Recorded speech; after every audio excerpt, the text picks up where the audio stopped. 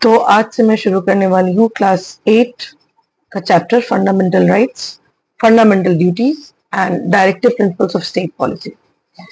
पिछले क्लासेस में क्लास 6 और 7 में हमने प्रियम्बल को काफी अच्छे से डिस्कस किया है। यहाँ तक कि क्लास 8 में भी जब हम पहला चैप्टर पढ़ रहे होते हैं तो प्रियम्बल को डिस्कस करते हैं।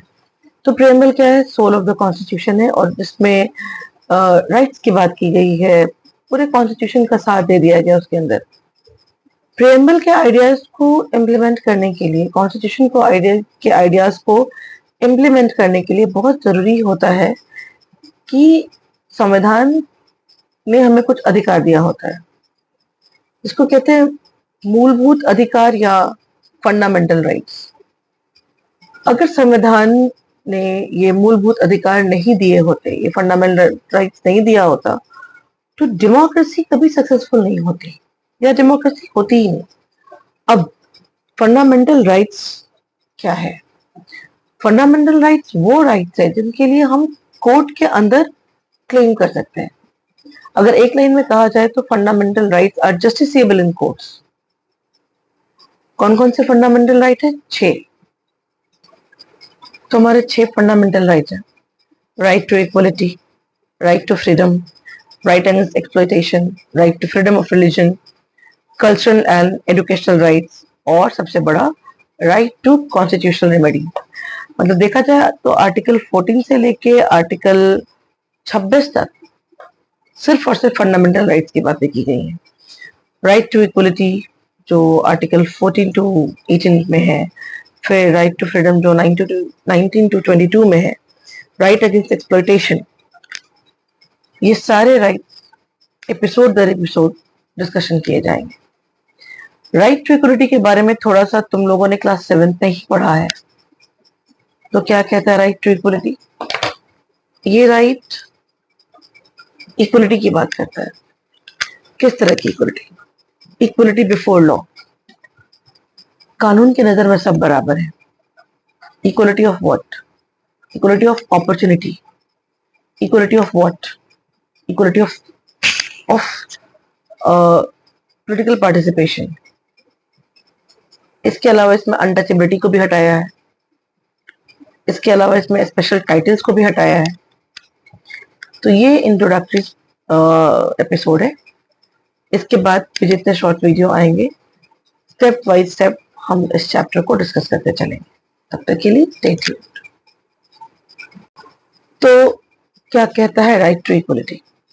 राइट टू इक्वलिटी कहता है इक्वलिटी बिफोर लॉ। इसका मतलब कि कानून से बड़ा कानून बनाने वाले भी नहीं। लॉ बड़े से बड़े आदमी, बड़े से बड़े पोस्ट वाले आदमी और छोटे से छोटे आदमी, मतलब I am not talking about any particular caste और creed, I am simply talking people on higher post, people on lower post, people of any religion, any caste, any creed, any place, they all are equal before law. जिस बात के लिए, जिस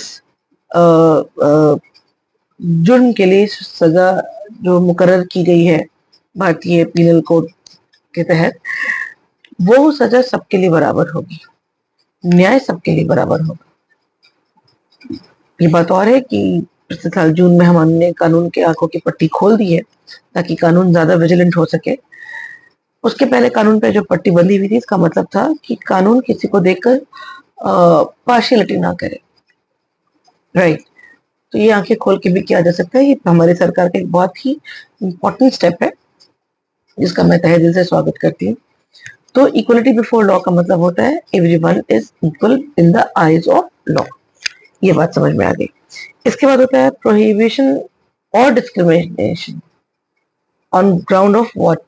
sex, religion, race, caste, place. भाई हमारा संविधान इसकी इजाजत नहीं देता। और इसमें डिस्क्रिमिनेशन कौन नहीं करेंगे? हम आम जनता, आम लोग आपस में नहीं है। सरकारों की तरफ से भी किसी भी तरह की नीति को लगाने के लिए किसी तरह का भेदभाव इन समीकरण पे नहीं किया जाएगा कि आपका जातीय समीकरण क्या है, या आप किस रेस को बिलोंग करते हैं, आप किस जगह को बिलोंग करते हैं, या आपका जेंडर क्या है। इन सबसे परे फिर इसके बाद आता है equality of opportunity in matters of public employment. मतलब जो सरकारी नौकरी होगी उसमें अपॉर्चुनिटी सबके लिए बराबर होगा। रिजर्वेशन का सवाल अगर तुम्हारे दिमाग में आ रहा है तो इस पर हम बाद में बात करेंगे कि रिजर्वेशन क्या है और क्यों है और कितना जरूरी है। ऐसे देखा जाए तो सरकारी नौकरियां जिसके लिए भी हैं वो सब बराबर तौर से है। सरकारी एग्जाम जो है, आज टीचर्स की बहाली हो रही है बीपीएससी के थ्रू, तो वो सबके लिए ओपन है, इट्स ओपन फॉर ऑल, इसको स्पेशलाइज नहीं किया गया है।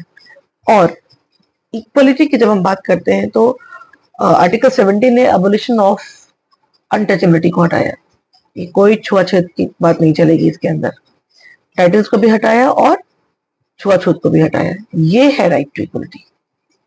अब आता है right to freedom of speech and expression, article 19 to 22। इसका मतलब है कि हम कुछ भी बोलने के लिए आजाद हैं, कुछ भी एक्सप्रेस करने के लिए आजाद हैं। तो कुछ भी बोलने के लिए और कुछ भी एक्सप्रेस करने के लिए आजादी का मतलब ये होता है कि आप अपने लिमिट से बाहर चले जाएंगे।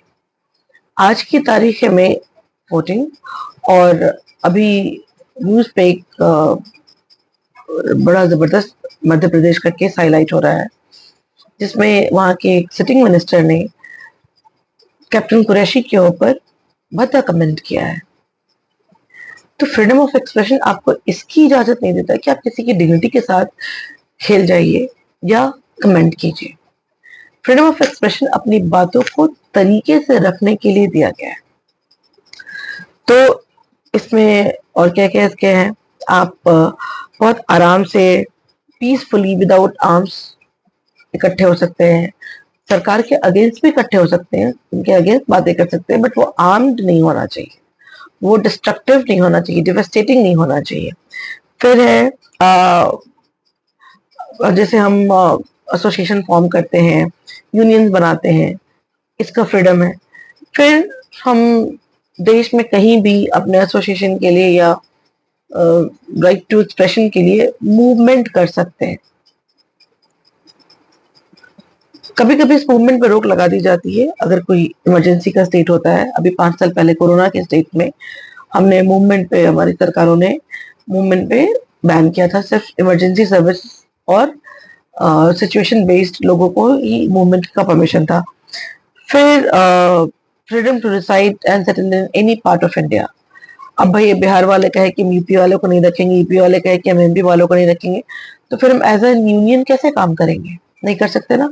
यही आर्टिकल 370 के भी प्रोविजन थे जिसको रिवोक किया गया।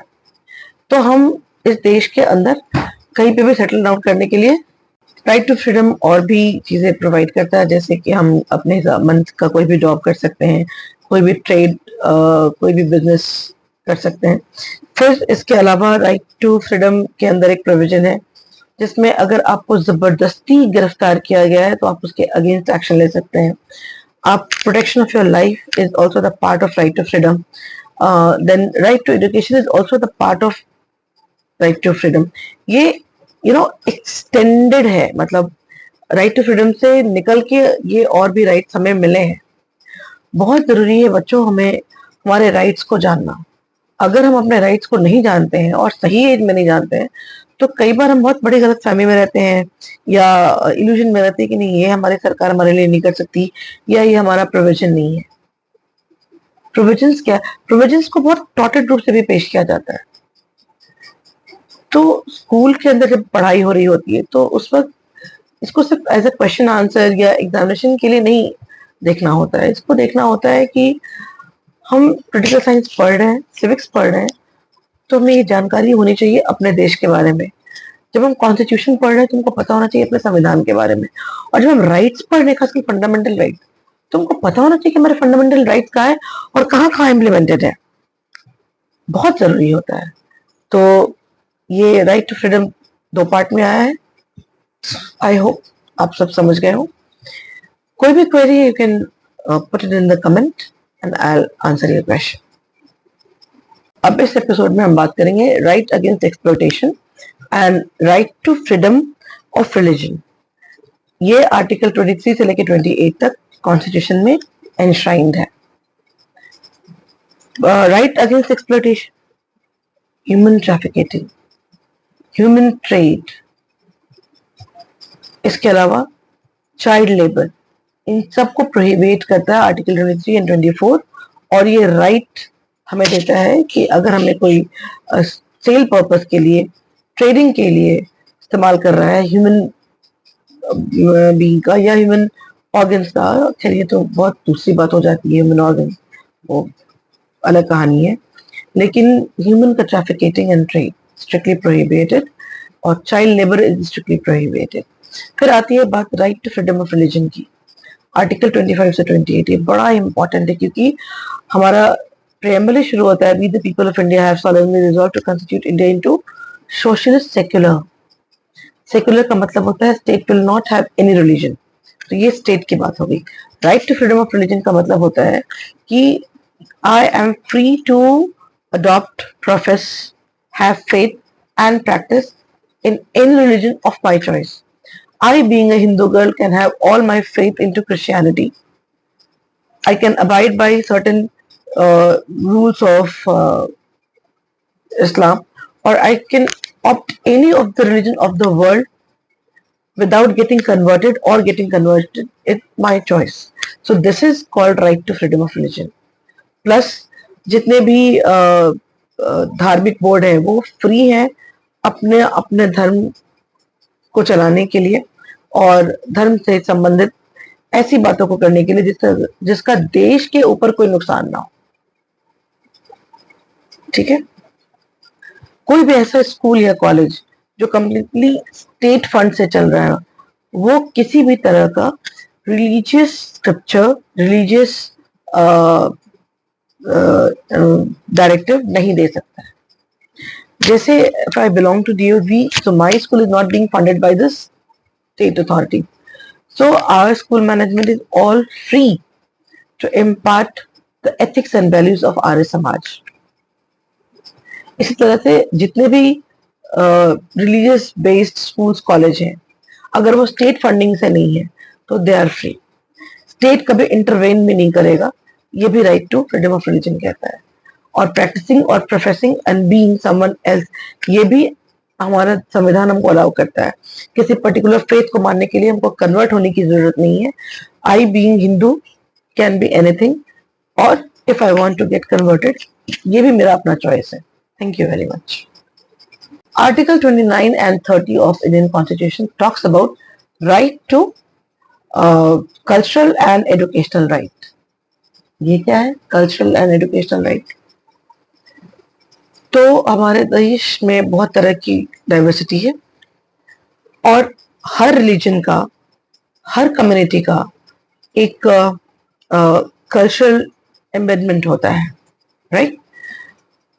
उसको फॉलो करने के लिए हम स्वतंत्र हैं।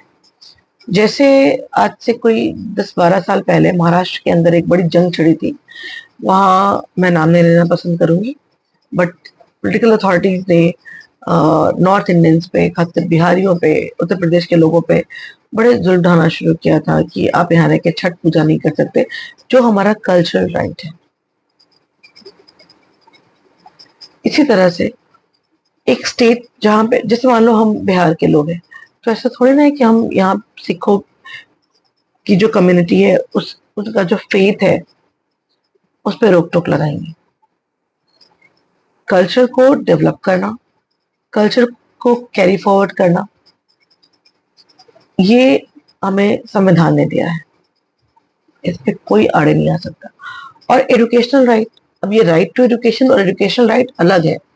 कहने का मतलब कि जैसे मदरसों में पढ़ाई होती है या आश्रमों में जो पढ़ाई होती है, तो अगर वो स्टेट से फंडिंग, जैसे मैंने पिछले एपिसोड में बताया था कि कोई भी माइनॉरिटी या मेजॉरिटी को पूरा पूरा हक है एजुकेशनल राइट रिसीव करने का।